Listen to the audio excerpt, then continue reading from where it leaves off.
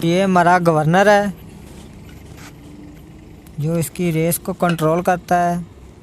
तो गवर्नर के ऊपर पहले हम इसकी प्लेन वाशर लगाएंगे और इसके बाद इसका ऊपर वाला बुश लगाएंगे, प्लास्टिक वाला बुश कटोरी लगाएंगे गवर्नर की। इसके बाद अब हम इसकी क्रैंक लगाएंगे। क्रैंक के एक तरफ बारीक गरारी होती है, एक तरफ मोटी गरारी होती है। जो नीचे की तरफ इसकी बारीक गरारी है उसको हमने गवर्नर के साथ लगाना है।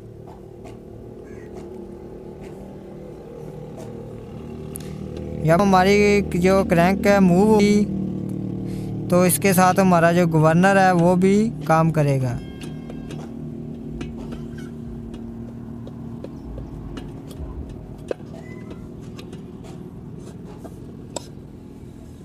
क्रैंक को अच्छी तरह से कनेक्टिंग रॉड के साथ बिठाकर कनेक्टिंग रॉड का जो दूसरे वाला सिरा होता है अब वो लगाएंगे।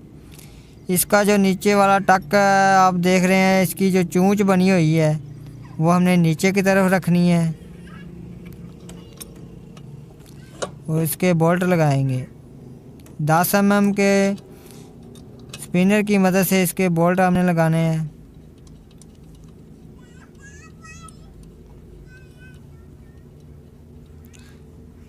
और इन बोल्ट को अच्छी तरह से, इंतहाई अच्छी तरह से टाइट करना है ताकि इसमें कोई भी लूजिंग ना हो।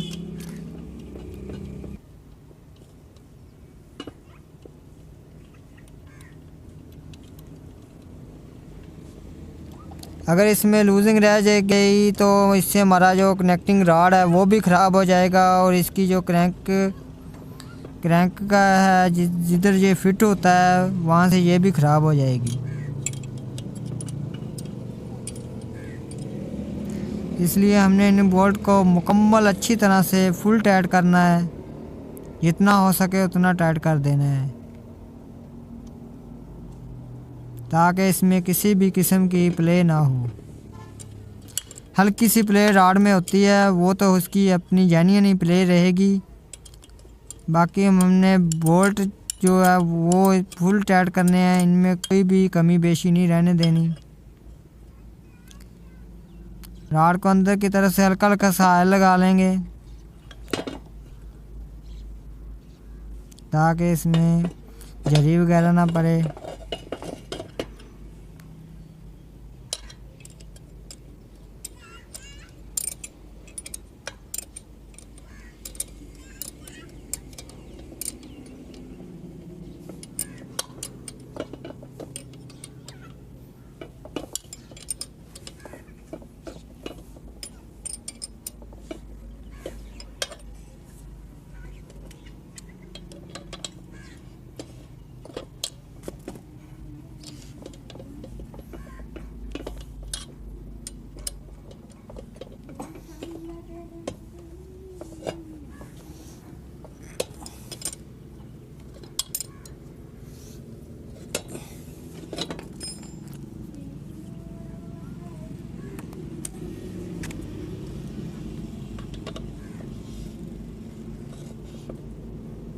इसके बाद हम इसके पूरा रॉड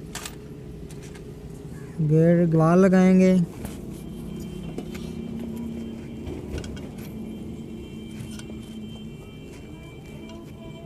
इसके बाद इसकी केम लगाएंगे। केम के ऊपर एक डॉट का निशान होता है ब्लैक कलर का। इसी तरह हमारी क्रैंक के ऊपर भी एक ब्लैक कलर का डॉट का निशान होगा। तो जब हमने केम लगानी है तो इन डॉट के निशानों को आपस में मिलाना है। ये इसकी टैमक होती है। अगर ये आगे पीछे लग गया तो जो हमारा जो जनरेटर है मसला करेगा, वो फिट ख़राबी करेगा, इसमें फॉल्ट पैदा हो जाएगा। तो इसलिए हमने इन डॉट को आपस में मिलाकर फिट करना है। इस बात का आपने बहुत ही ख्याल रखना है। तो इसके बाद इसकी पैकिंग लगाएंगे।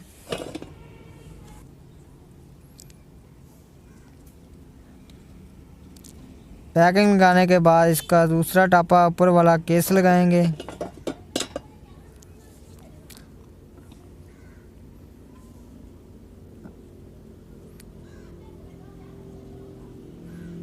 हल करने से ये होता है कि हमारा जो पल्ला है, टापे का टापा है, वो आराम से फिट हो जाएगा।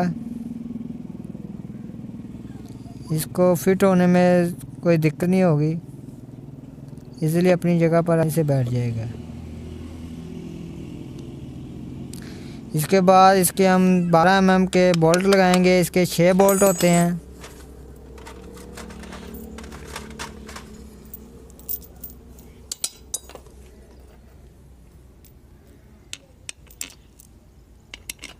ये हमने 12 mm की स्पैनर की मदद से टाइट कर देने हैं।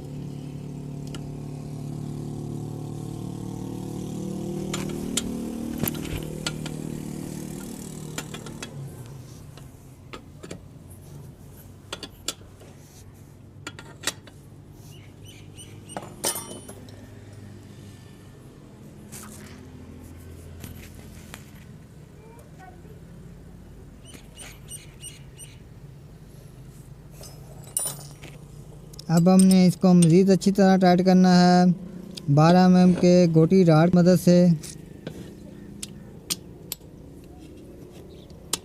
इन बोल्ट को आपने बिल्कुल ही अच्छी तरह से फुल टाइट कर देना है ताकि कहीं से भी लीकेज का कोई मसला ना हो।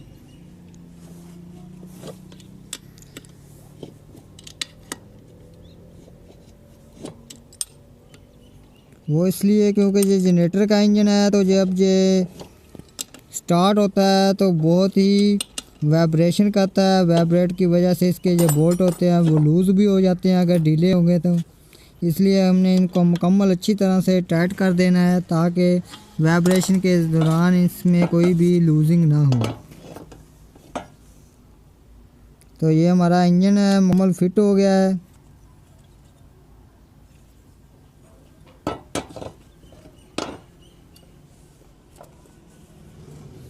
पहले हम हेड की डबल पिनें लगाएंगे। तो इसमें 2 अदर डबल पिनें होती हैं जो नीचे वाले इसके होल होते हैं, सुराख होते हैं, उनमें लगती हैं। इसके बाद इसकी पैकिंग लगाएंगे। पैकिंग लगाने के बाद अब इसका हेड जो है वो लगाएंगे। हेड को एहतियात के साथ डबल पिनों में अच्छी तरह से बिठा लेंगे।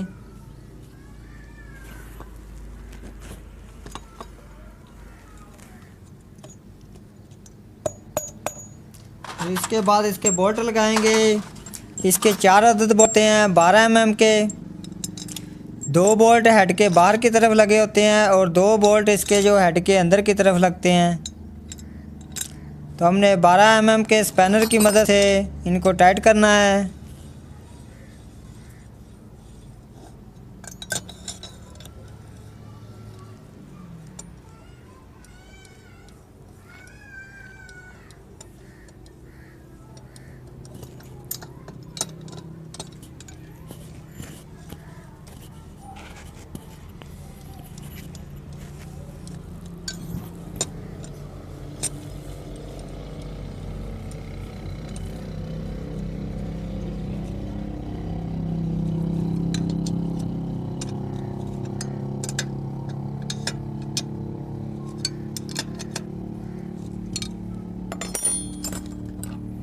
इनको हमने बिल्कुल ही अच्छी तरह से टाइट करना है ताकि इसके अंदर कोई लूजिंग ना हो।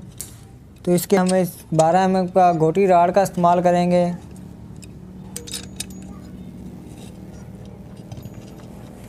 और इनको फुल टाइट कर देना है हमने।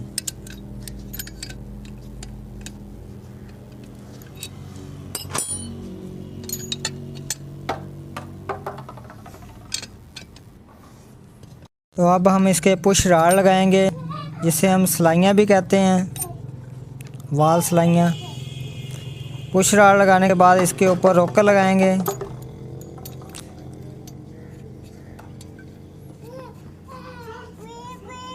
रोकर के एक तरफ हल्का हल्का सा होल बना होता है छोटा, जो हमने पुश राड के ऊपर लगा देना है।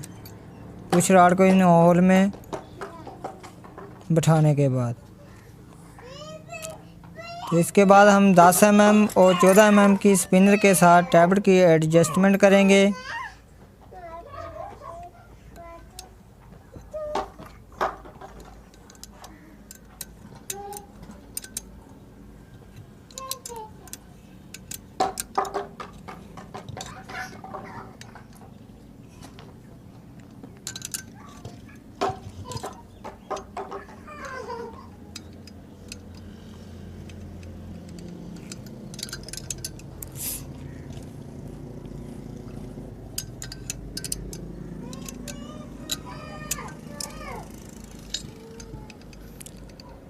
तो हमारे टैबलेट ओके हो गए हैं।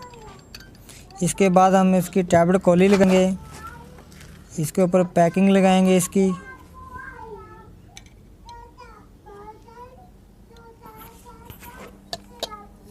इसके 4 बोल्ट होते हैं 10 mm के।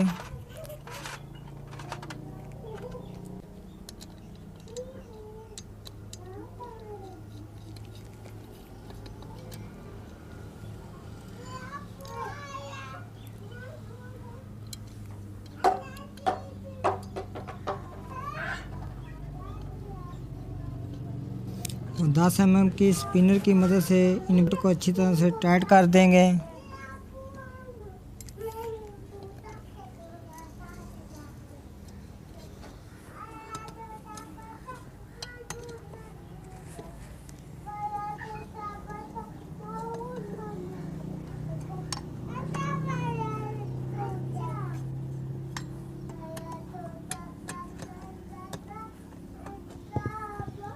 इसके बाद हम इसका स्पार्क प्लग लगाएंगे।